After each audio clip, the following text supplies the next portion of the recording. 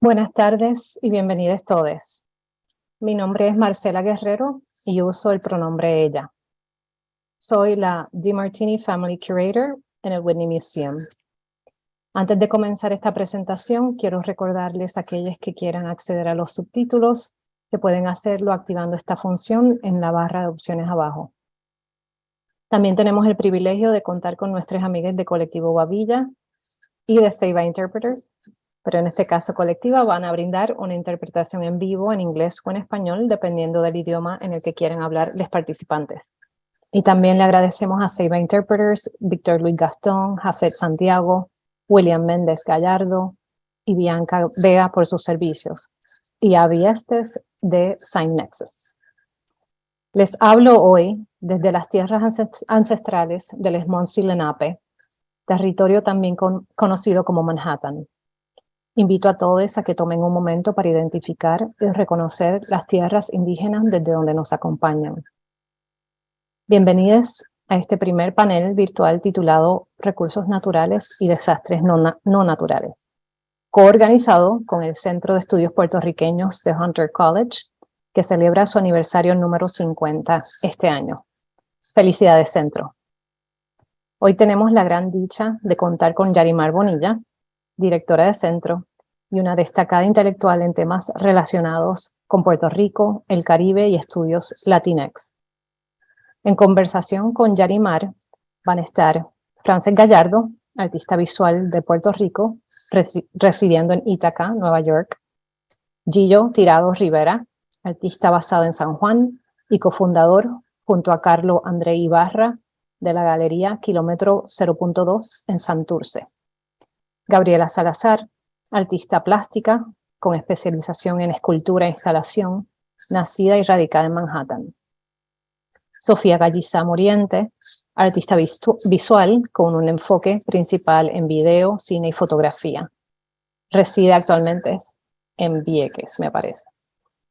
Javier Orfón, pintor, escultor y grabador experimental de Caguas, Puerto Rico. Y Gabriela Torres Ferrer, artista digital y de nuevos medios, radicado en Barcelona. Un recurso importante en la conceptualización de la exhibición No existe un mundo post-huracán, arte puertorriqueño después del huracán María, que seguirá abierta en el Whitney hasta el 23 de abril, fue el libro Las réplicas del desastre, Puerto Rico antes y después del huracán María, editado por Yarimar y Marisol Lebrón. En sus páginas, Bonilla y Lebrón nos hacen una pregunta que merece ser recordada incluso unos 3 años después de la publicación del libro. ¿Cómo se mide la recuperación? ¿Se mide simplemente regresando a las condiciones que marcaban la vida en Puerto Rico antes de la tormenta? Si es así, eso significaría un regreso al status quo de extracción y explotación necesario para que funcione el capitalismo colonial. Cierre de cita. Al igual que los autores contribuyentes a la antología de las réplicas del desastre, los artistas de No Existe, especialmente aquellos hoy presentes, cuestionan la idea misma de recuperación como una noción impuesta y fallida. En cambio, los artistas reclaman saberes. Si hay un semblante de progreso en sus obras, este se vislumbra en la apreciación a la rica ecología natural y de conocimiento presente en Puerto Rico. Estas charlas, de cierta manera, van en contra de políticas extractivistas y de explotación. Apuestan al diálogo crítico y al compañerismo intelectual. La curiosidad y la admiración mutua es la política a seguir. Para poder entender completamente la práctica de cada uno de estos artistas, requeriría obras de conversación y observación cercana de sus obras. En cambio, el propósito del panel de hoy es observar un ángulo específico de su práctica y despertar el interés en ustedes para aprender más. Les invitamos a que hagan preguntas, comentarios y cualquier otra forma en la que deseen expresar generosidad hacia los artistas o los temas aquí tratados. Si bien las ideas articuladas esta noche sin duda serán personales y profundas, damos la bienvenida a una atmósfera informal donde prevalezca la curiosidad. Dicho esto, Yarimar le hará preguntas a cada uno de los artistas por unos 6 a 7 minutos y luego tendremos unos 10 a 15 minutos de conversación entre nosotros antes de tomar preguntas de la audiencia. Siéntanse en la libertad de usar la función de preguntas y respuestas en cualquier momento, no tienen que esperar hasta el final. Y envíen sus preguntas a artistas individuales o al grupo. Si tienen alguna dificultad técnica, déjennos saber y nuestro equipo hará todo lo posible para ayudarles. Y ahora, sin más preámbulo, le doy la palabra a Yarimar. Gracias. ¿Me ven y me escuchan? Sí. No. Ok, sí, gracias, perdone. Gracias, Marcela, por la introducción y por la invitación para estar aquí en diálogo con estos artistas. Me emociona muchísimo que Aftershocks of Disaster o las réplicas del desastre haya formado parte de lo que dio un grounding para esta exhibición. De mi parte de la exhibición, el catálogo y las obras que están en él me han ayudado a mí a seguir pensando sobre el fenómeno de los desastres y la recuperación en Puerto Rico, así que agradezco la oportunidad de estar en diálogo con ustedes.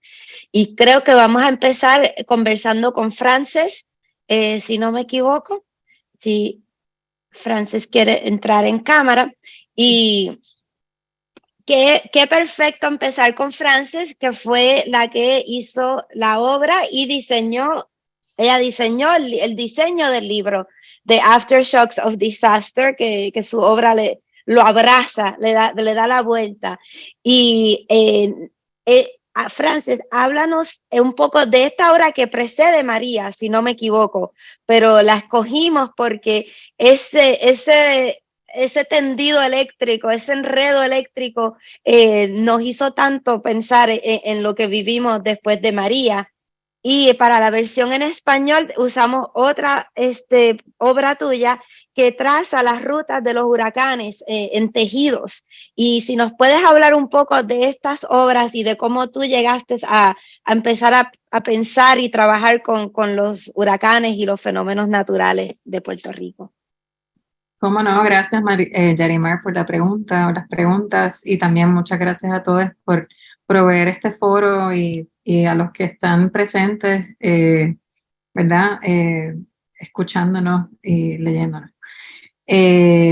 Bueno, sí, wow, el huracán es un tema que me ha obsesionado por más de una década y yo creo que es de interés para cualquier persona que resida o crezca o se haya formado en el Caribe. El huracán y los fenómenos atmosféricos son frentes, ¿no? Que están en un embate cíclico que influyen en la cadencia y en el vivir caribeño, o sea, desde el lenguaje, la visualidad del paisaje. Y yo encontré a través del fenómeno del huracán y todas sus ramificaciones una manera de entender mi propia historia, mis propios movimientos migratorios, mi propia historia familiar, y una domesticación, un entender de la domesticación de mi entendimiento del paisaje sonoro, ¿verdad? Del paisaje visual. Y de las muchas maneras que exploré estos acercamientos, que los trabajo a través del dibujo, de acercamientos poéticos como como el de los pentagramas, bordados, dibujos encalados, representaciones del huracán, me pareció que esta pieza en particular, ¿verdad? Los pentagramas, o sea, estábamos hablando de la pasada. Para mí esto crea como una narrativa visual del trazo, del paso de un huracán en la ciudad, ¿no? La serie está compuesta como de aproximadamente 6 o 7 calados a mano que utilizan notas musicales y las reinterpretan con las formas de la cablería y los postes eléctricos de la ciudad en San Juan y diferentes partes de la isla, creando momentos de silencio, momentos de, ¿verdad?, de vacilación, hasta llegar a un paisaje, pues básicamente, como vemos en la pieza del centro, bastante pues destruido. Y era como una progresión, ¿no? No solamente de esa comunicación, cuando para, ¿no?, la comunicación, sino también físicamente, ¿no? La ciudad, cómo se va transformando. Y esa fue una de las maneras en transformar algo que es un ruido visual también, ¿no? No es algo tan bonito que se ve en la ciudad, todos esos tendidos eléctricos que son tan comunes, ¿no? En ese paisaje citadino. Darle otra mirada a eso y resemantizar eso en su contextualización al huracán. No sé si más o menos hay contexto. Sí, sí. Y nos puedes hablar de cómo la pieza que está en el Whitney es sobre los polvos del Sahara. ¿Cómo fuiste de los huracanes caribeños a los polvos del desierto del Sahara? Sí, bueno, para mí el polvo del Sahara y el huracán son como primos hermanos, porque están como en un diálogo constante, ¿no? Estamos hablando de paisajes tropicales, la sequía, pero sobre todo en los años recientes me ha impactado muchísimo la transformación del paisaje tropical a un paisaje más árido. Y me puse a visitar diferentes lugares de la isla, viendo el impacto súper fuerte de la sequía y esa juxtaposición de un paisaje árido, desértico, y cómo los colores van cambiando. Pero algo que también quisiera anotar es cómo todos estos fenómenos también se acercan a mi propia historia personal y cómo yo voy conectando, ¿no? Por ejemplo, esa ruta de los huracanes hacia mi propia ruta hacia el noreste. O sea, yo también estaba hablando de nuestros propios movimientos como entes caribeños.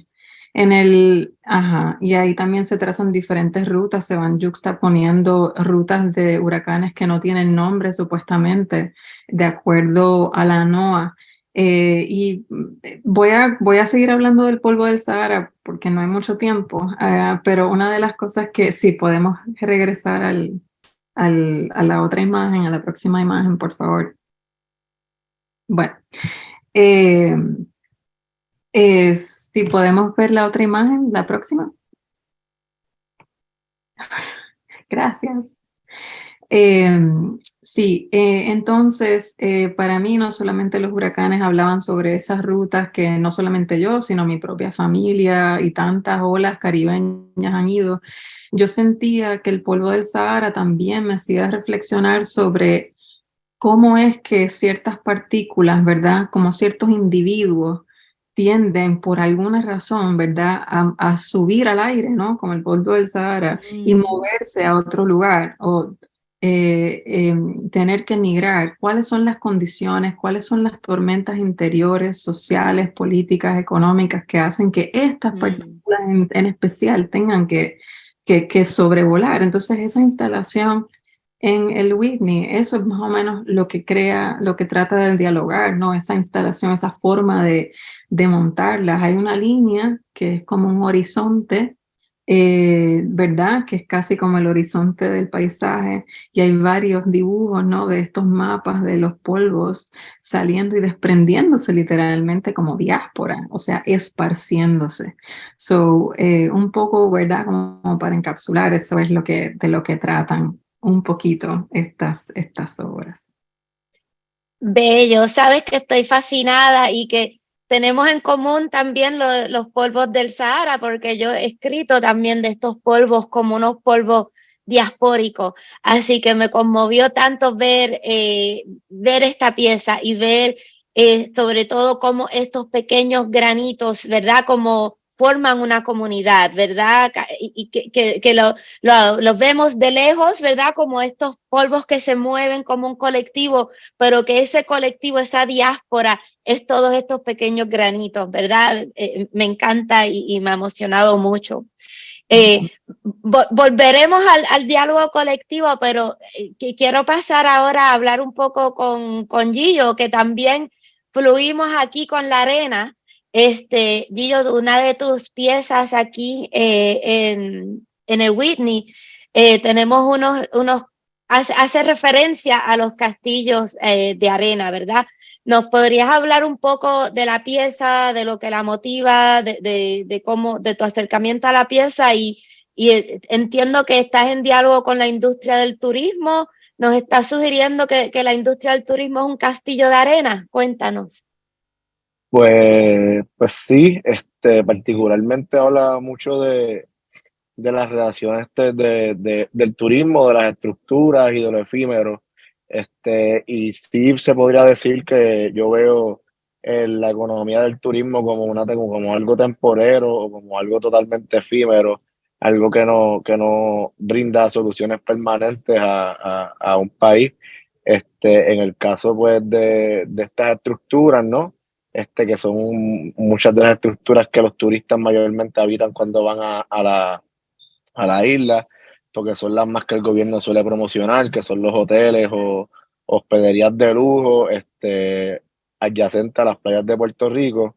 Entonces, pues, la gran mayoría de estos hoteles y estas hospederías, en el momento en que fueron construidos, no fueron construidos, bajo las directrices de las leyes marítimo terrestres de Puerto Rico, y pues que son estructuras que con el pasar del tiempo pues dejan de ser sustentables, ya sea pues porque el mar con el tiempo reclama su espacio nuevamente, o porque simplemente son estructuras tan y tan lujosas y tan ostentosas que a lo largo del tiempo económicamente no son sustentables, y los inversionistas suelen abandonarlas o dejarlas porque ya no es un ingreso como lo fue en el momento en que la pensaron, ¿no? Y en el caso pues de estructura en particular que está en la exhibición del Whitney, es la estructura del emblemático Hotel La Concha, que está situado en la isleta del Condado de Puerto Rico. Y pues el hotel es ejemplo, ¿no? De que es una estructura que está súper pegado a la playa, en donde en la temporada de invierno, que es donde los niveles del mar suelen subir en Puerto Rico, pues las olas golpean el ballroom recurrentemente durante toda esa temporada, ¿no? Hasta que el mar se vuelve y se recoge, y así consecutivamente hasta que va perdiendo terreno. Y el tema del turismo es uno que tú tocas en distintas piezas de tu trabajo. Otra que me encanta, que lamentablemente no la tengo aquí para dar el show and tell, pero las casitas a las que tú intervienes.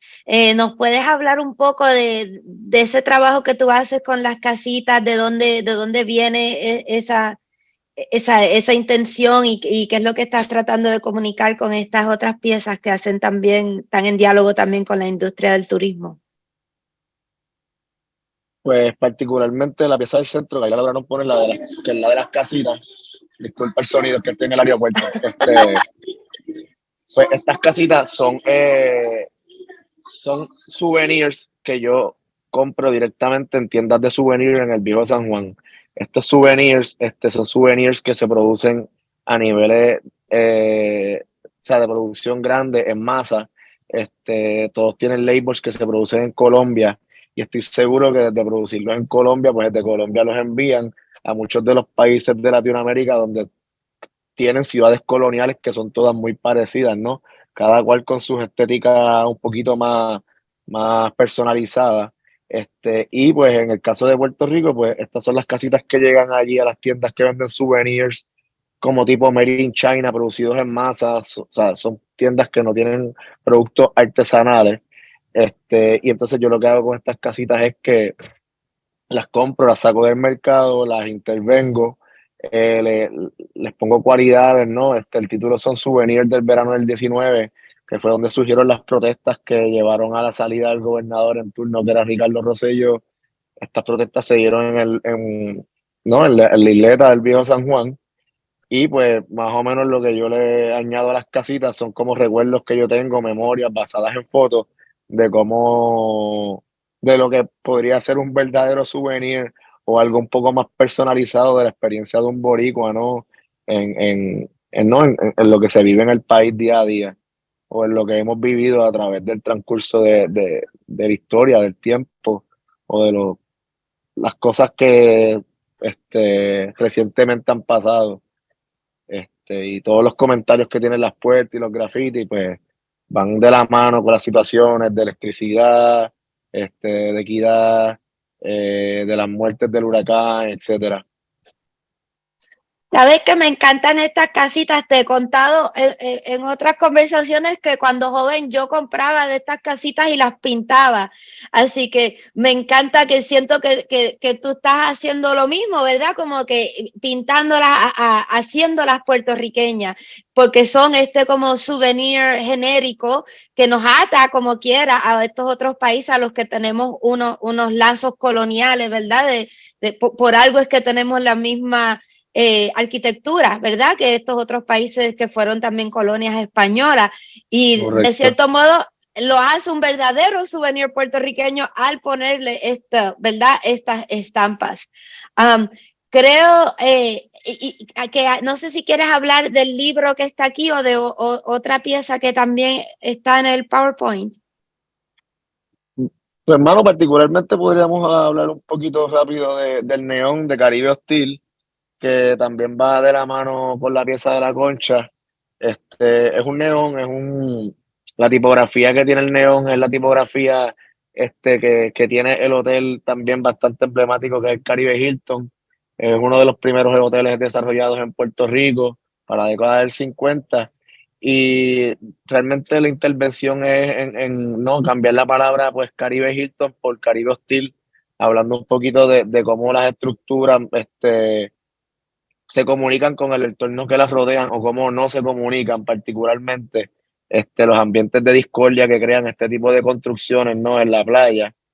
Y pienso que también es una de mis piezas favoritas, el letrero del Caribe Hostil, porque también habla, o sea, además de que habla de una situación muy específica de un edificio, pienso que tiene un lenguaje muy general en la situación del Caribe completo, ¿no? Y cómo pues, día a día tenemos que ver con este tipo de situaciones, que hablan, ¿no? De nuestras costas, de nuestro terreno y por la venta de nuestro territorio. Sí.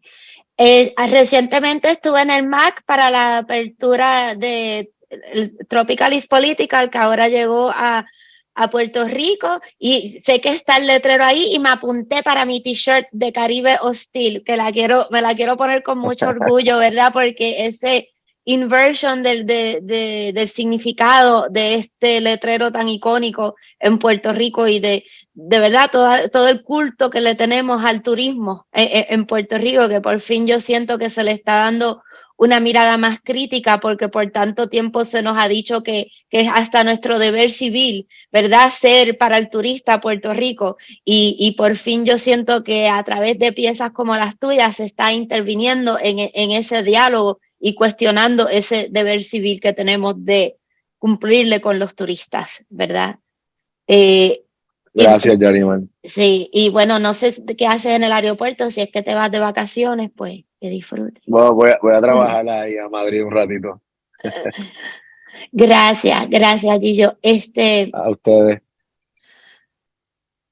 Ahora pasamos con Gabriela. Sí. Hola, Yarima. Hola, Gabriela. Aquí vemos tu pieza que está en las afueras del Whitney, y háblanos un poco de tu trabajo, de los materiales que has hecho y o sea, de los materiales que utilizas y de los temas que estás tratando de resaltar con esta pieza, por favor. Yeah, definitely. Thank you for the question. In general, I'm really interested in my work in exploring our interrelationship with the built environment, that conversation between structure and community in our lives and safety and support. So all of the elements in this work relate to resilience in some way. The wooden structures of the piece nod to the architectural resiliency and natural ecological resilience, like the open and high roots of mangrove trees that are along the coast. And the horizontal trays of the structures are raised up to allow the viewer to pass under and through, and then they also become a little like a shelter or some protection from the elements out there on the terrace. They have a relationship to the Whitney's architecture, but they, to me, feel like more like scaffolding, more provisional and raw, and I think that's because they're made of wood, and they're kind of warm, they're not steel and glass.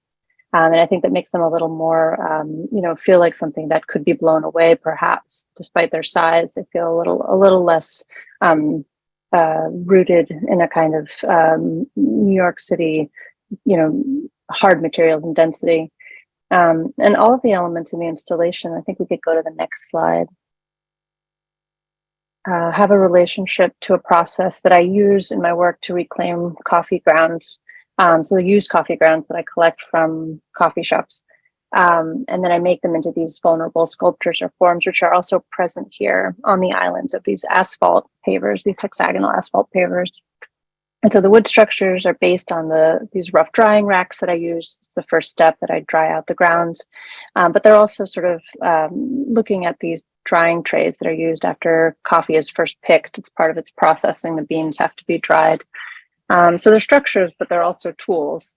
And as I said, the whole installation is based on these tools for this process of reclaiming and mixing. And those are those bowls that are inset in the steel sidewalk grates behind the pavers there, and then forming these used coffee grounds into these new shapes. And, going back to the wood pieces, I was also looking at historical photographs taken by the photographer Jack Delano in the 40s of El Fanguito, which was a large and economically impoverished community that was outside of San Juan, that lived above these extensive mud flats and built their homes up on stilts with bridges between, to keep themselves safe from the polluted mud. And so, there are other more contemporary echoes of this response to flooding conditions in the architecture in Puerto Rico. It's common, I think, for homes to have and buildings to have parking on the first level, and then most of the living space will be up on the second story. And there are parallels, of course, in all the ways that these island-based communities, like both New York and Puerto Rico, are how they're vulnerable to rising sea levels and to water-intensive storms like hurricanes. And there are also, of course, similarities in how both of these communities, and I grew up in New York City and I'm from here, are on the front lines of the impacts of climate change on top of whatever other, existing issues and problems there are. And these communities need resilience and ingenuity and resources, of course, to be able to continue to survive in this new reality of climate change. I guess I'll say the Whitney building too. I think maybe next slide, just so we can see the material. The Whitney building is also contending kind of with its location on the edge of an island. And so in this piece, which is called Reclamation, it's important that it's kind of reclaiming this material for use. I'm trying to draw the viewer through this exterior space towards the water to connect and hybridize the landscapes of New York City and Puerto Rico. So, these pavers, these hexagonal asphalt pavers, are very iconic New York infrastructural ground material, and they're found in these interstitial spaces between the street and nature, like in parks or on the waterfront. They're sort of the frontline geological positions, right, of where, the city and nature are going to kind of have to deal with increasing intensity of storms. And up here on the terrace, they come together into these 5 islands of pavers, which are also reminiscent of the archipelago. And so these pavers, when they're used as they are normally used, as they're intended to be used, they allow for water to pass through their gaps, and they respond to changes underground, to roots growing under them, to the earth buckling. And like I said, I grew up here in New York City. My parents moved here right after graduating architecture school in San Juan. And I've always been fascinated, I think, through them, definitely had these sort of looking at infrastructure. And here in New York, the infrastructure is so massive and extensive and impressive, but it's still just made up of all these infinitely smaller parts in a continual conversation with nature.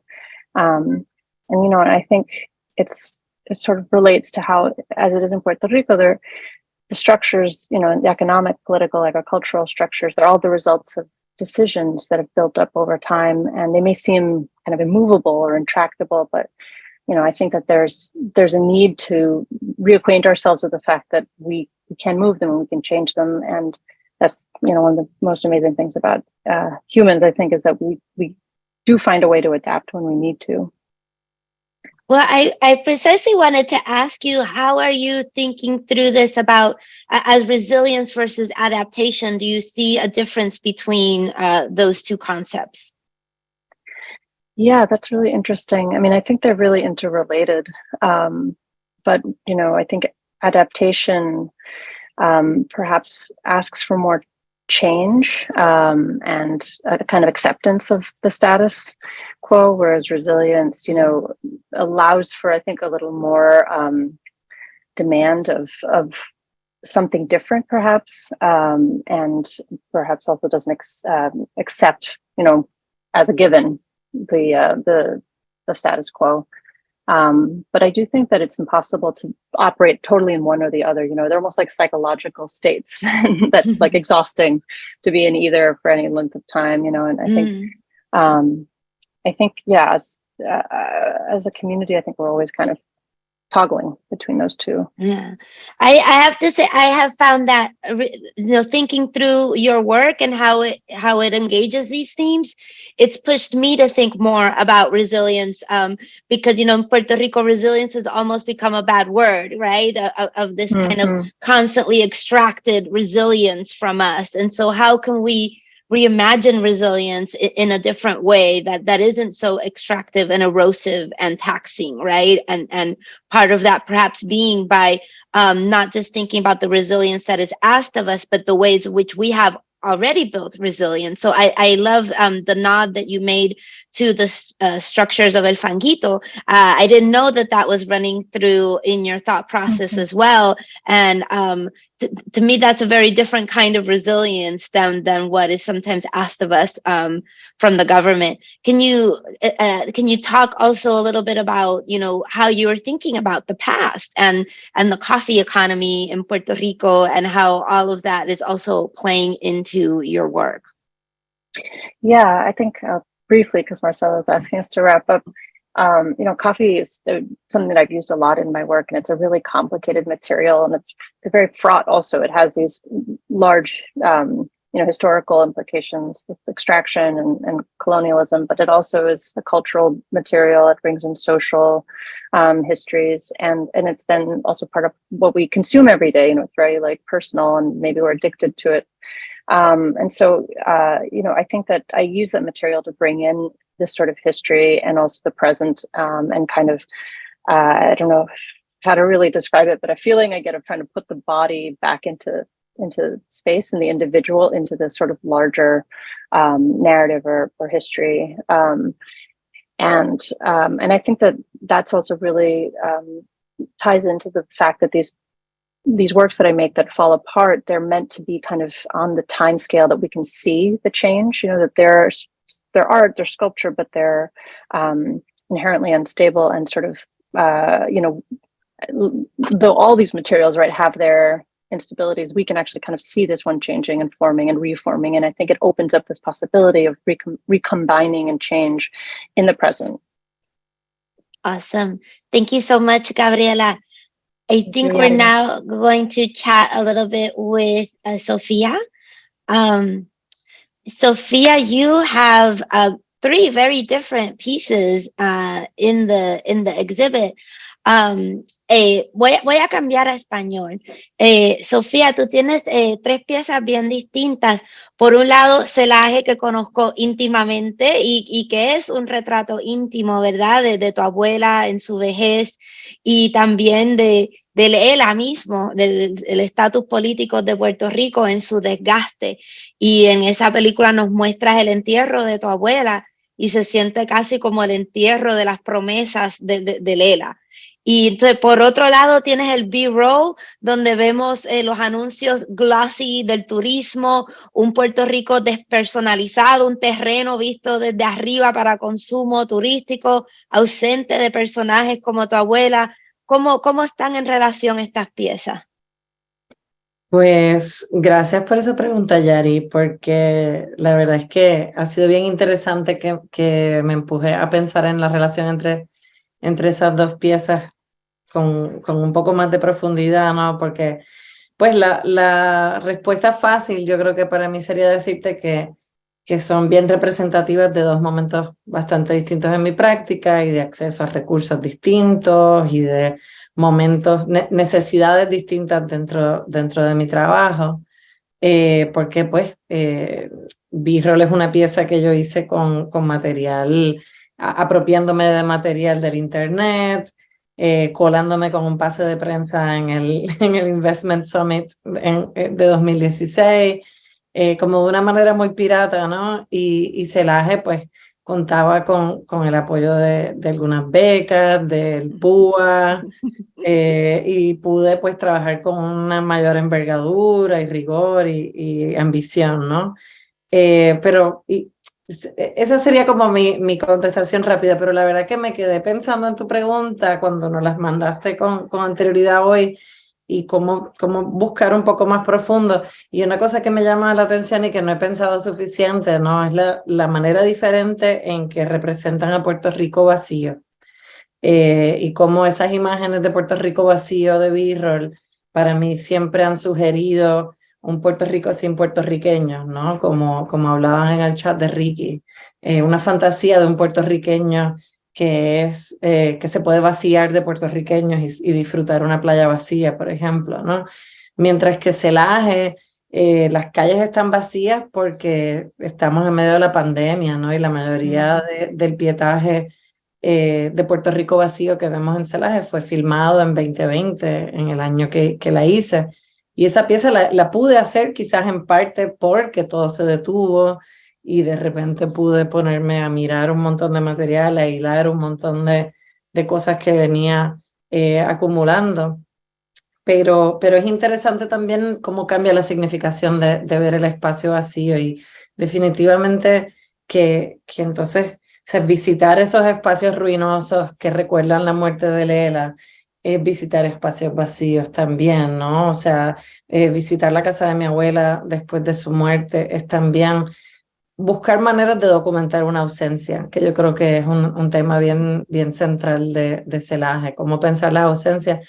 Y en mi trabajo en general, que creo que tiene muchas veces que ver con el olvido, con lo que falta en el archivo, con las lagunas, etcétera. Te quería preguntar también el tema, ¿verdad? Del Zoom de hoy es de ecología e infraestructura y yo creo que casi todo el mundo está pensando más en cómo la infraestructura destruye la naturaleza, pero tú también juegas con cómo la naturaleza destruye lo que está construido, ¿verdad? Sobre todo en la pieza de asimilar y destruir. ¿Nos puedes decir un poco de tu acercamiento a esto y cómo lo relacionas a tus intereses en la memoria? Sí, definitivamente. Yo creo que después del huracán María, una cosa que yo tuve que bregar seriamente como con la impermanencia, ¿no? Y con la pérdida, con muchos niveles de pérdida, ¿no? Con la pérdida de cosas materiales, con la pérdida de personas. Y pensé mucho en el deterioro, en el biodeterioro, ¿no? En cómo el clima condiciona la memoria de alguna forma en un lugar como Puerto Rico o en el trópico, donde el salitre y la humedad y el hongo están todo el tiempo ahí como comiéndose todo, ¿no? Metiéndose en los pulmones. Yo soy bien alérgica, así que es una cosa como, es una fuerza invisible que yo siempre puedo percibir. Estoy bien consciente de su presencia, aunque no la vea. Como alguien que produce imágenes, eso siempre me parece como interesante, ¿no? Es como un fantasma de esa forma. Y bueno, nada, yo pues empecé a pensar mucho en eso después del huracán porque de alguna forma sentía que tenía que procesar toda esa pérdida de alguna forma que me permitiera como moverme más allá de la indignación, moverme más allá de la tristeza, como no quedarme estoqueada, no quedarme atascada en estos sentimientos que me parecían como que podían ser inmovilizantes, ¿no? Que son parte del duelo, pero que pueden ser muy heavy, ¿no? Y entonces empecé a pensar mucho en el biodeterioro, en los ciclos naturales, empecé a hablar con micólogos y a pensar en los hongos y a mirar cómo la sal y el hongo se comen el celuloide y a pensar que algo similar a lo que estaba diciendo Gabriela justo antes, ¿no? Sobre cómo se van destruyendo sus piezas de café. En mi caso, yo quería como congelar un momento en el proceso de esa desintegración y ver si ese momento generaba una nueva imagen, ¿no? O cómo eso permitía, pues, como aceptar que en el proceso de la desaparición, ¿no? Se generan otros significados, se pueden generar nuevas cosas, ¿no? Que la destrucción también puede permitir que asimilemos, que procesemos cosas que de otra forma no podríamos. Sí. Bueno, tengo mucho que pienso eso, pero quizás en la conversación colectiva podemos retomar estos hilos que atan las distintas piezas. Pero hablando de naturaleza, pues quiero pasar a hacerle unas preguntas a Javier. Javier, en tu trabajo tú recuperas la tradición del grabado, pero se marca sobre lo efímero, sobre materias naturales y perecederas. ¿Nos podrías hablar un poco de cuál es el rol de la fotografía como documento de lo que pasa y de lo que pasará? Primero que nada, hola y muchas gracias, Yarimar y Marcela, al equipo de el Whitney y a todos los que nos están escuchando. Pues sí, yo pues vengo de trabajar el grabado desde la universidad y entonces pues con el transcurso de los años pues estaba buscando pues diferentes maneras pues de trabajar pues la fotografía y de alguna manera pues eh, la documentación. Entonces pues como decía Sofía Galliza, pues nada, a mí me encanta mucho el hecho de que pues en el trópico pues está esta batalla constante entre lo vivo, la muerte, y entonces,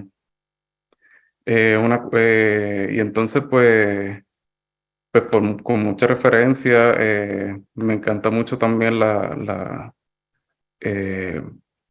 de alguna manera, pues Tony Kurt Pavón, que entonces pues, utiliza mucho el dibujo y pues diferentes maneras de documentar, pues porque de alguna manera eh, pues todo perece, así que de esta manera pues ambas piezas que estoy presentando en No Existe pues son pues una experimentación con fotografía. En este caso, pues la obra Bien Te Veo, que fue un trabajo que realicé en el bosque de Oaxaca.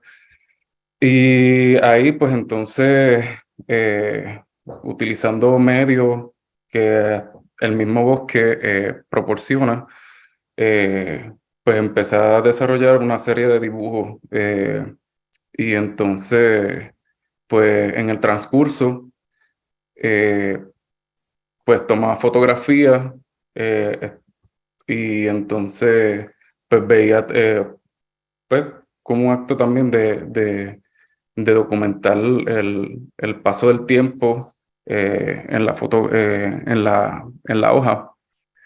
Y también como una manera documentativa, estaba pensando también en el trabajo de Agustín Stahl y mucho del trabajo de la ilustración científica. Y entonces, pero de esta manera, pero más que nada, pues también pues lo que era pues la experiencia, tanto de la observación y el diálogo entre personas que de alguna manera pues trabajan pues, en este bosque, como es el caso de René, que entonces estábamos en un diálogo junto con Steve Maldonado, pues estábamos hablando de la catalogación de plantas y entonces, pero pues nada, el René estaba mencionando pues que como él constantemente está interactuando con plantas vivas, pues al verlas muertas, pues es pues más difícil. Y entonces pues así pues de esa manera pues trato también de encontrar también un valor poético, y también una referencia es Esteban Valdés, como es el caso hay otras piezas, la pintura, que es un monotipo, elegida de Góngoli, que está por ahí, si me la pueden enseñar. Pues nada, la próxima, esa también es parte también de esta cuestión de aprender a lo que es la memoria. Utilizo también pues sí, la fotografía como un acto de memoria, pero también pues de recordarla en mi abuela, que entonces era una horticultora, y me encantaba también el hecho de que ella memorizaba plantas, y entonces, pues de esa manera, pues de catalogación, pues hay una otra pieza que está por ahí, que es como un poema concreto relacionado a las cuevas, porque mi práctica también es la cueva invisible. Pues es parte también como de agrupar poéticamente los nombres de cuevas. Y pues, ¿qué más puedo? Te quería preguntar con las fotos de las hojas, si también estabas haciendo hasta de cierto modo una referencia a la privatización de verdad, de los commons, de nuestros espacios comunes, las luchas que hay ahora mismo en Puerto Rico para defender las tierras, las playas, los bosques, y si hasta cierto modo es como una documentación histórica de espacios que están bajo amenaza. Sí, pues yo dialogando con la escritora Marta Punta Alsina, pues ella me comentaba también que pues en muchos casos pues tiendo a trabajar en otros trabajos, tiendo a hacer mucha miniatura, y entonces pues es como recolectar estas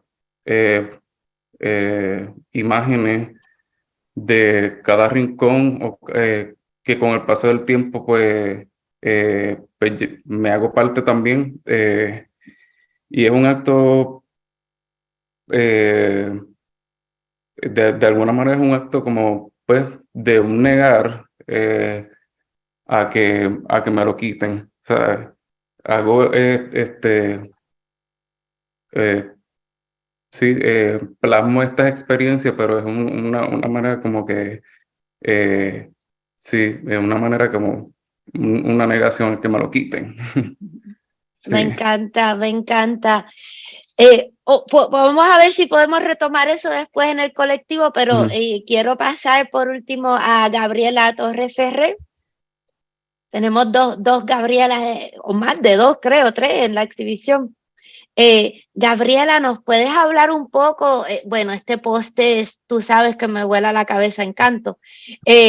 Háblanos un poco para empezar, pues, de la tradición del objeto encontrado en el arte y cómo llegaste a hacer esta pieza con este objeto encontrado. Y también yo tengo curiosidad sobre cuál es el verdadero objeto aquí, si es el poste, si es el cartel, la promesa del cartel, ¿qué es lo que te encontraste aquí? Bueno, es todo, pero vamos poco a poco, vamos Poco con a la poco. primera pregunta. Y nada, qué bueno estar aquí hablando contigo.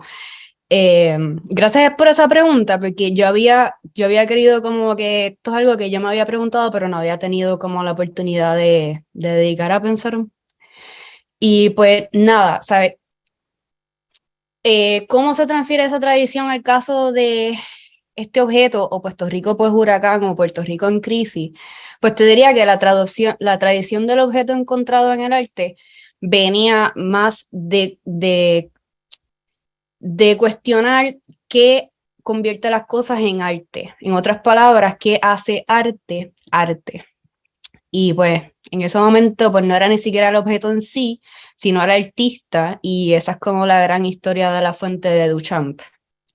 Entonces, en mi caso, te diría que es un poco problemático pensarlo de esa manera, porque sí es un objeto encontrado, pero no viene de esta tradición de este objeto que es arte, porque lo estoy presentando yo. Está más alejado de esa práctica histórica del objeto encontrado y redimido, y tiene que ver más con Puerto Rico, el peso de ese objeto, mi trabajo, y pues en verdad representa este sistema colapsado, la crisis misma, el momento en el que se hizo, el peso aplastante de la circunstancia histórica. Y pues, o sea, en ese momento todo estaba tirado por ahí, ¿sabes? Era un desastre conceptual y literal. Y pues no le quiero llamar objeto porque realmente son estructuras sistémicas, eso es para mí. Y pues es como un statement piece. Esta pieza puede ser anónima y representa lo mismo. No necesita el artista para hacer un buen trabajo, porque de nuevo no se trata de esta sobreposición de la pieza hecha o encontrada por el artista, que hasta cierto grado podría tener un matiz de narcisismo, porque, ¿sabes? Es como el artista, soy el artista, mi poder es tanto que le pongo mi firma y ya es arte. No tiene que ver con eso, tiene que ver con la rabia, tiene que ver con la frustración, ¿sabes? Tiene que ver con estas ganas de comunicar esta crisis, este estorbo, ¿sabes? Esto que estaba. Y pues mi intención no era hacer de este objeto una obra de arte, era más bien como el what the fuck.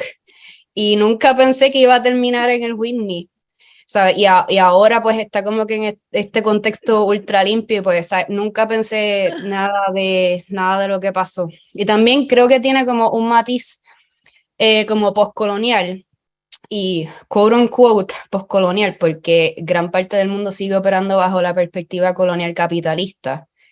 Y también viene como de operar con lo que tenía y con los materiales atados a mi realidad, con mi realidad material. Y pues nada. Pero espera, cuéntame de cómo el poste es postcolonial. Bueno, no, en términos de objeto encontrado, en ese sentido lo veo como que relacionado como que a objeto encontrado en estos lugares postcoloniales, entre comillas, porque el término me parece como que horrendo, porque realmente pienso que nunca sugiere que salimos de una época colonial y pienso que seguimos o sea, que seguimos en la misma, el mundo sigue construido en esta perspectiva colonial capitalista, sigue operando bajo esta perspectiva colonial capitalista. Y pues nada, pienso que ahora, 5 años después, representa como que algo quizá como que, ¿sabe? La apertura hacia un atropello sistémico mayor que yo ni siquiera imaginaba, ahora tiene que ver con la oportunidad de los buitres, Luma, a unas velocidades, ¿sabes? Una destrucción sistémica, a un colonialismo como de extracción y desplazamiento de etapas avanzadas, como que en esteroides, que todo se puso regalado, ¿sabes? Como que se le puso como que al extranjero y pues le hicimos fácil el juego de monopolio. Pero eso ya pensando después del huracán. Pero nada, esta imagen que está aquí tiene que ver con un trabajo que yo había hecho previo al huracán, y de ahí sale también el pensar en esta pieza y exponerla en exhibición, porque esto fue para el plebiscito que ocurrió 2 o 3 meses antes del huracán, y es este plebiscito horrendo, horrendo porque como que nada, o sea, me parecía ofensivo. Este cartel es como súper pasivo-agresivo, diciéndote y insultante, como que forzándote este mensaje, y además de un plebiscito biased, como prejuiciado, ¿no? Hacia el statehood, que eso ni siquiera es un plebiscito, esto es una propaganda, un desastre de propaganda pagado con dinero público, y que nada, para mí era como tan insultante. Y pues en ese momento estaba trabajando con un grupo que se llamaba Mapa, y pues ellos me ayudaron.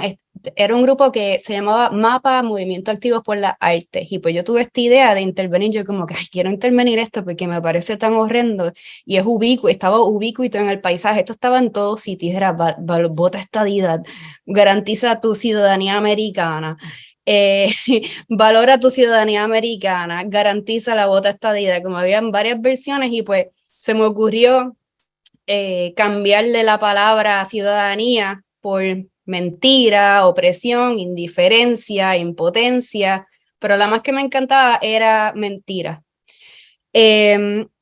Y nada, ya cuando pasó el huracán, ¿verdad? Esto fue como una intervención ahí guerrilla, entre comillas, pública, con unos stickers.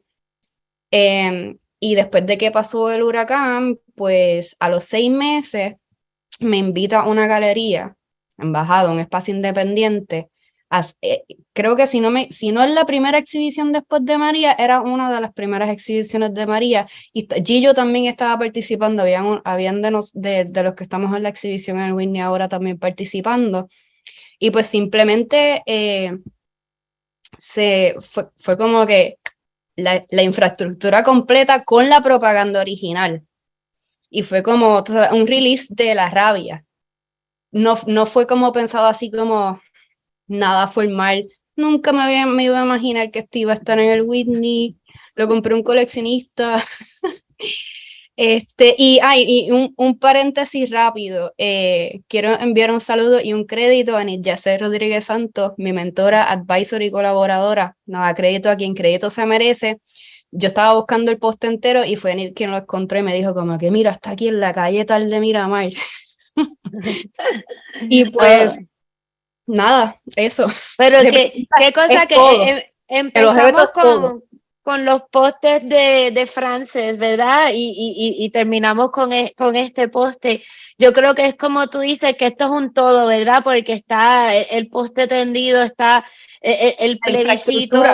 Sí, la infraestructura tradicional de poder, ¿entiendes? Como que literalmente el tendido eléctrico, infraestructura básica, como sabes, tipo desarrollo básico de tierra, ¿entiendes? Como tipo monopolio. Esto para mí habla de dinámicas que van mucho más allá de la intervención norteamericana. Esto habla de la realidad colonial en curso de la isla que viene ¿sabes? Que es súper extensa y es súper profunda, pesada, compleja.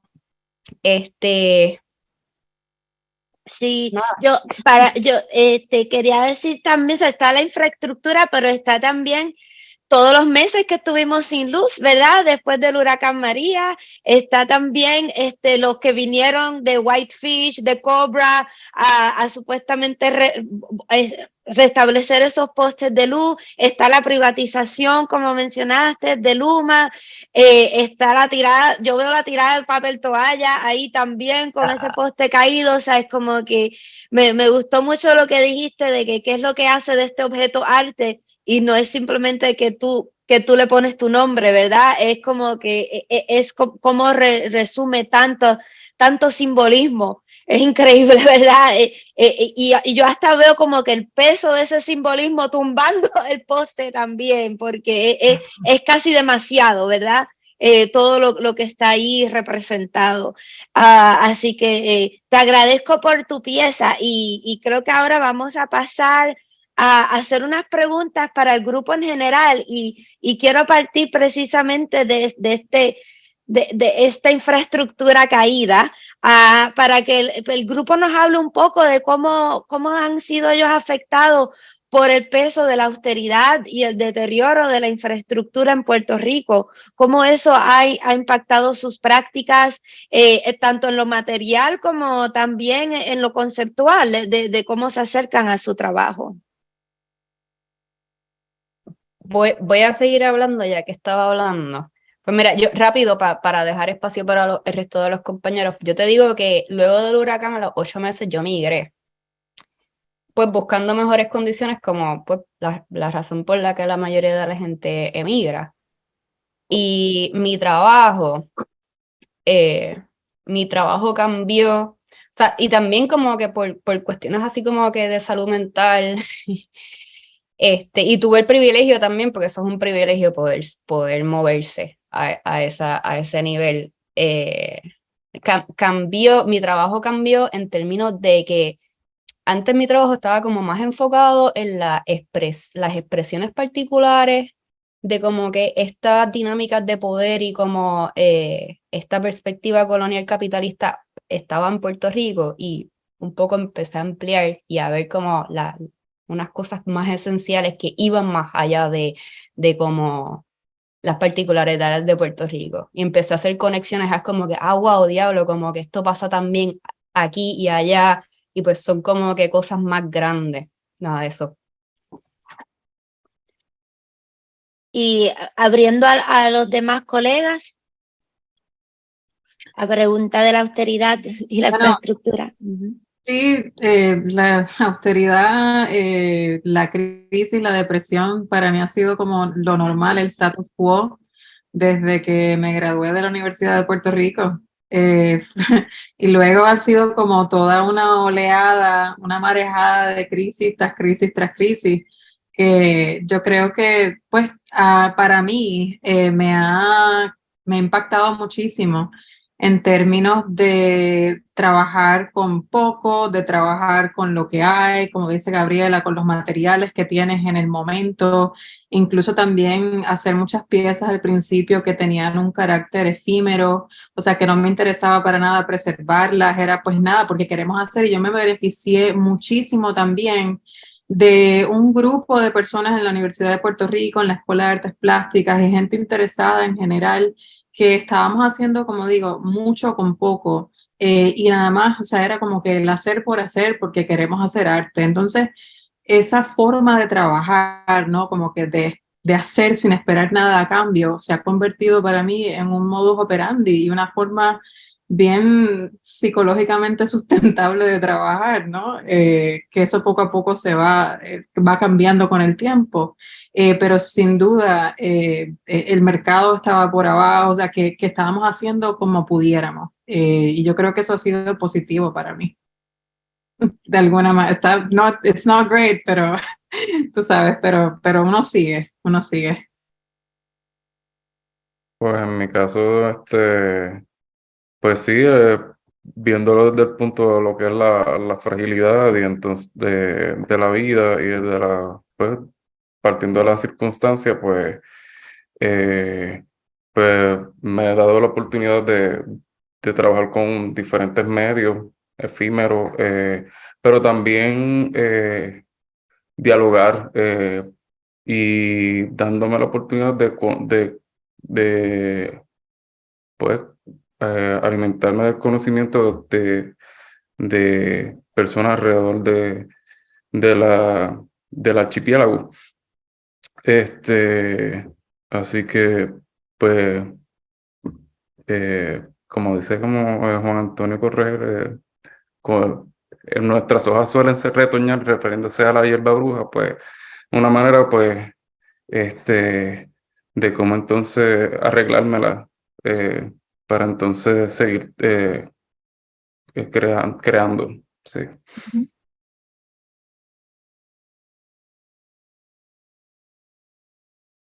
Sofía, te voy a pick on you.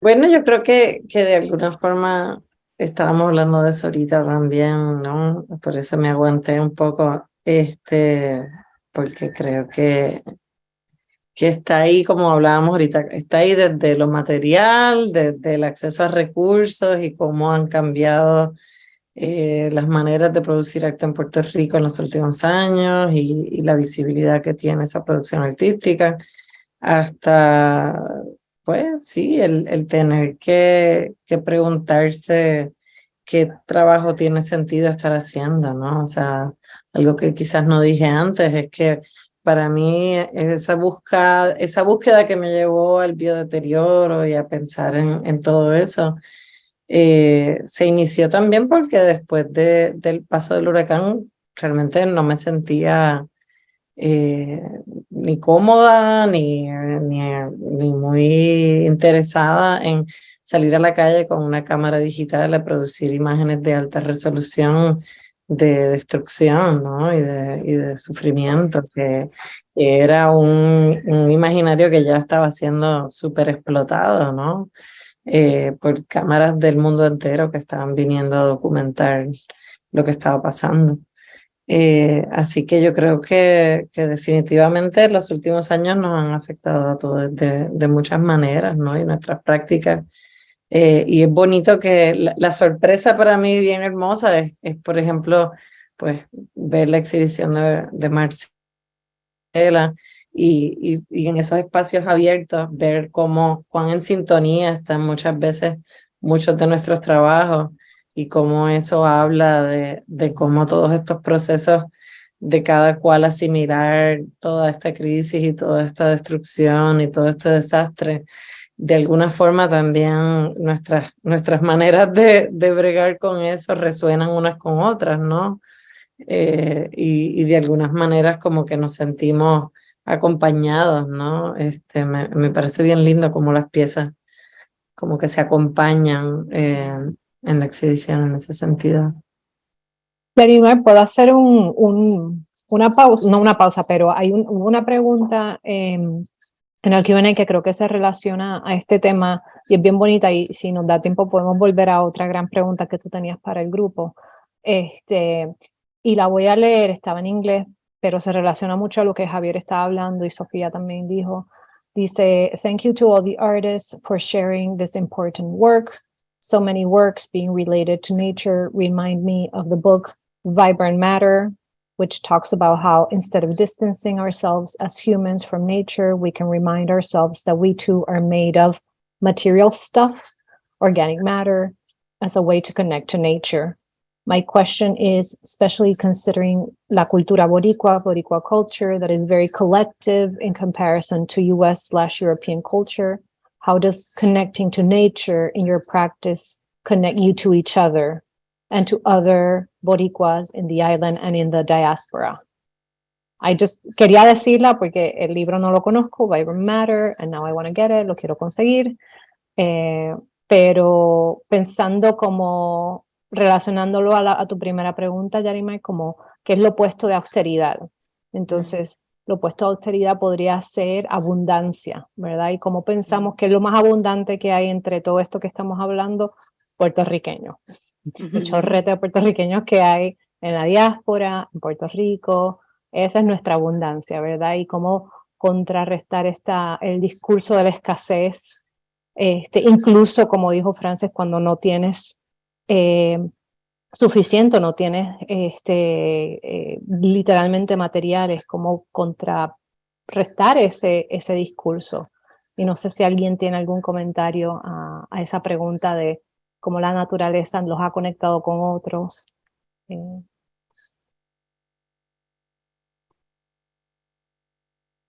Bueno, yo puedo decir rapidito, como continuando el pensamiento, que no solo con otros, sino con todo, ¿no? O sea, creo que justamente lo importante es que nos conecta, nos permite un sentido de perspectiva sobre quiénes somos y nos permite entendernos como algo no separado de nuestro entorno natural, sino operando bajo unas mismas lógicas y simplemente nos permite otro lenguaje quizás o una atención a otros ritmos y a otras maneras, pero que tienen que ver con nosotros, ¿no? Y yo creo que justamente como que ahí hay un aprendizaje bien importante de los últimos años, que nosotros lo tuvimos en Puerto Rico con María, pero que el mundo entero quizás lo tuvo con la pandemia.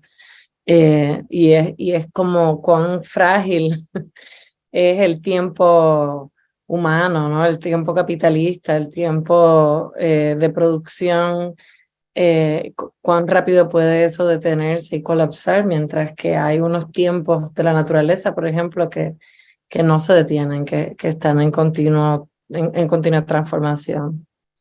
Y yo, nada, creo que definitivamente hay ciertas piezas que yo he trabajado, he desarrollado que un poquito tocan eso mismo, ¿no?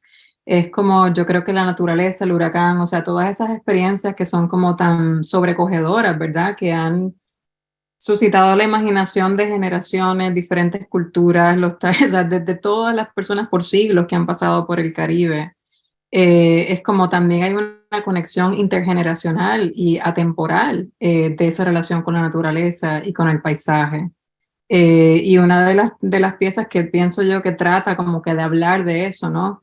Son estas rutas de huracanes que se van yuxtaponiendo unas sobre otras, que vienen en diferentes momentos, en los 1800, en los 1903 o lo que sea. Sin embargo, esas experiencias son distintas, pero se siguen conectando, o sea, están hilvanando unas con otras en diferentes partes del Caribe, tanto continental como antillano. Y eso es algo que siento yo que nos hace como que tener una colectividad también, una sensibilidad particular por el presente y por el pasado y por nuestra conexión al futuro también. Entonces, algo que yo quería añadir, pues la práctica pues de ir a diferentes entornos naturales, en mi caso, pues no es algo pues que es individual, sino que también yo, al igual que otros colegas artistas, pues nos ayudamos según nuestra práctica. Y entonces, pues nada, el único fin también es conocer más y qué cosas pues, podemos aportar eh, pues, para nosotros como colectivo. Sí. Yo quisiera, yo creo que tengo una última pregunta que yo creo que de cierto modo se ata a esta pregunta de cómo la naturaleza nos une, ¿verdad? Nos crea, hacemos comunidad. Y es pues quisiera pedirle a los artistas que reflexionen un poco sobre el título mismo de la exposición y de si ellos piensan que hay un mundo post-huracán o cómo ven ese mundo y qué significa hablar de eso desde Nueva York versus desde Puerto Rico.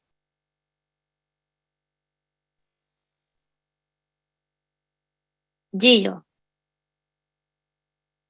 Pues no sé, yo lo veo como todo bien, bien en conjunto y hablando también de lo que habías preguntado anteriormente, de cómo una cosa se une a la otra, la cuestión del factor natural y eso, yo pienso que de alguna manera pues está todo súper unido porque yo llegué a estas piezas pues desde el activismo y luego las convertí, ¿no? en